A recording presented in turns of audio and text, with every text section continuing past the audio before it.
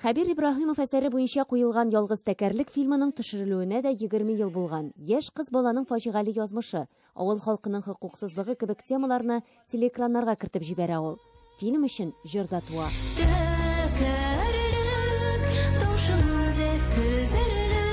Әбит бер уйлаганда Хәбир Ибраһимовның гаиләсендә бер генә язучы да булмаган. Апас районы Борнаш авылында дөньяга килә, әтисе колхоз рәисе. Тик эштә береләнгән сәләтне ябып куеп булмый, бәреп чыга. Беренче шигырен мәктәптә укыганда яза. Аны яраткан укытучысына багышлый. Аннан мин уйладым инде мәйтәм, ничектә булса бит кеше үзенең менә исемен, фамилиясын дигәндәй бу тормыштан ничектер шәрехләп калдырырга тиеш була бит инде. Каядыр мин шулай чыгып китәргә яратадыр. Сәйран кылырга дигәндә инде теге табигатькә чыгып китәм, шунда уйланып йөрим.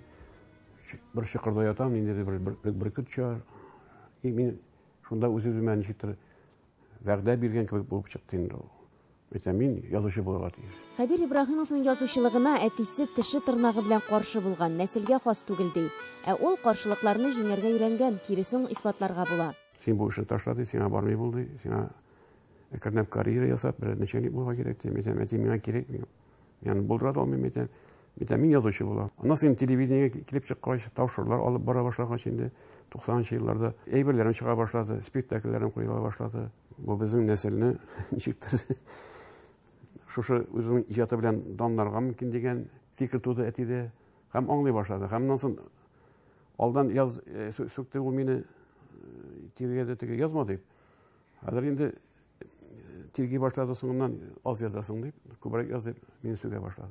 Şagir, dramaturg, prozaik, tәрҗемәче, киносценарист. Тик беренче чиратта ул шагыйрь. Аның шагыйрьлеге, романтик, хыялый булуы һәр жанрда сизелә. Мин яза башлыйм, драма яза башлыйм, әйтик, пьеса язам.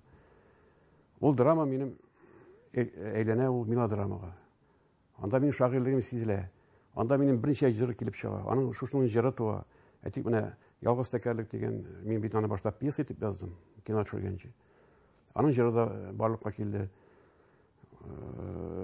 Һәрбер ялгыз кайын күзенең җыры бар. Һәрбер нинең миңа җырга әйләнә һәм һәрбер драма минем мелодрамага әйләнә. Без балачакта бу тирәдә ике кайын үсә иде. Хәзер инде ялгызы гына калды. Ялгыз кайын күзе мелодрамасы уникаль әсәр. Аны инде 90 халык театры куйган. Оренбургта да бара ул. Драматург буларак Хәбир Ибраһимовны театрлардагы бүгенге вазгыять борчый. Театрларның бүгенге көндә профессиональ театрларның авангардизм белән шөгыльләнәләр. Менә бу лаборатор дигән булып, элнәсә дигән булып, безнең бүгенге көндә милли театрны бетерү бара дөресен әйткәндә. Мин моңа бик каты каршы, моңа бик каты йөрәгем әрни бу әйбергә. Хәбир Ибраһимов үз вакытында Казан дәүләт мәдәният һәм сәнгать институтында укыган. 6 ел Апас районында мәдәният йортында методист. Аннан Әлмәндәр авылында мәдәният йортында директор, Булгаерда мәктәптә эшли. Казанга килгәч телевидениедә хезмәт итә, сәнгать темасына тапшырулар алып бара. Аннан матбугатка китә, әдәбиятка соңлап 30 яшьләрендә генә килгән ул. Шуннан бирле бер туктамый яза. Мин язралыгына гел уйланып йөрим. Уйламыйча мөмкин түгел. Мин һәрбер язасы әйберне башта уйлап куям. Инде бер план куям, композициясын корам. Кайбер менә тормыштан теге ниләрне, кайбер элементларны алам, кайбер диалогларны кертәм. Менә шуннан соң мин язарга утырам. Мин һәр вакыт язам. Чөнки теге убитәл язу битәл теге компьютерда язып кына утыру түгел. Башта язам, башымда язам, башта, уйларымда язам. Ул әсәрләрендә ихлас, алар халыкчанлыгы белән аерылып тора. Укучыны күздә тотып яза. Сентиментализм белән юнәлешендә күбрәк эшлим. Ул һәр вакыт реаль нигездә туа, ул сентиментализм. Барыбер мин реаль ни дигәнә бу табуга гына калмыйм, теге көнкүрештә генә калмыйм. Кеше минем әсәрне укыгач яҗыларга җәкеләргә тиеш. Мин шулай дип уйлыйм. Заманында Мөдәррис Әгләмов аңа син мәхәббәт шагыйре дип әйткән булган. Төп темасы мәхәббәт һәм үлем. Тиздән чыгачак шигырь китабы да шул хакта. Үлем темасына килгәндә, монысы инде авантюралар яратуы белән дә бәйле. Әйтик, заманында Мөхлис һәм Иблис дигән әсәр иҗат иткән. Аны Түбән Кама театры куя. Безнең шуны куйган режиссер да авыр хисләр кичерде. Мин нәрсә булганын сөйләп тормыйм. Аны уйнаучы артист бит инде. Соңыннан нигә авариягә эләгеп булды. Аннан соң мин яздым аны инде повесть иттереп яздым. Зоррак, толырак итеп яздым инде. Анда үземнең тормышымда да шактый кирәкмәгән негатив күренешләр булып алды инде. Иблисның мин барлыгына ышана башладым аны. Аны язганда ул ничектер артта утырган кебек тоела шундай. Аның турында язганда миңа әйттеләр аны, мин ничек кенә котылгансың бу әйбердән дигәч, әйттеләр тизрәк язып әсәремне. тапшыр һәм бастыр диделәр. Шуннан котыласың диделәр. Менә шуннан соң минем ул ниләр негатив күренешләр бетте. Кариев театрында аның тәрҗемәсендәге «Мәхәббәт күгәрченнәре» комедиясы, Чаллыда «Кызым кияүгә чыга» спектакле уңышлы бара. «Арыш арасыннан йөрүче бала» дигән әсәре күптән түгел төрек телендә басылып чыккан. Казанда «Ышанма күз яшьләремә» дигән яңа китабы дөнья күрде. Анда мистика да, гыйбрәтле хәлләр дә, авылына мәдхия дә бар. Кайсы вакытта айтуйдан бу иҗаттан дип һаман эшлисең, заказлар була, спрос дигән бар, тәкъдимнәр бар дигән эшлисең. Ардым дип йөрисең. Язмый башлагач тагын да кыйнара. Менә язудан туктау минем өчен бу көндә ул бик зур фаҗига булачак. Иң зур фаҗига менә мин хәзер инде. Ул яшьтә бит инде язудан туктаудан куркам. Мин күреп торам Хәбирнең зур хезмәт куйган.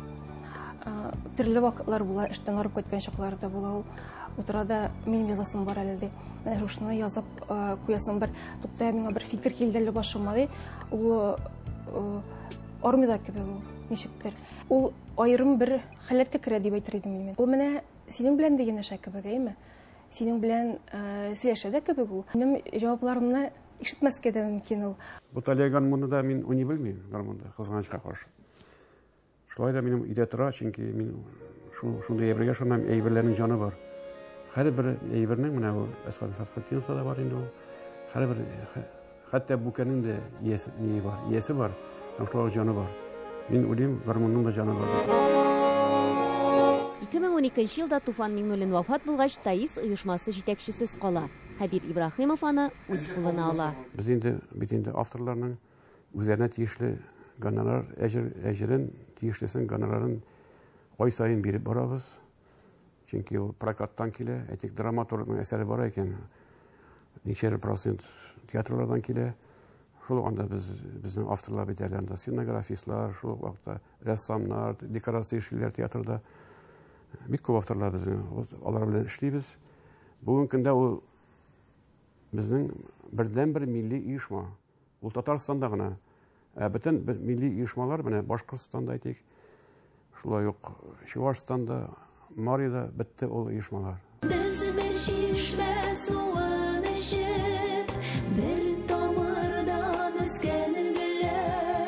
Нәкъ менә бу җырында язылганча, апа сеңел, абыене, гомумән туганлык хисләре, туган авылы аның өчен бик мөһим. Гаяз Исхакый премиясе алган Бәхетсез җаннар китабында туган йортка, яңа басмасында авылына мәдхия бар.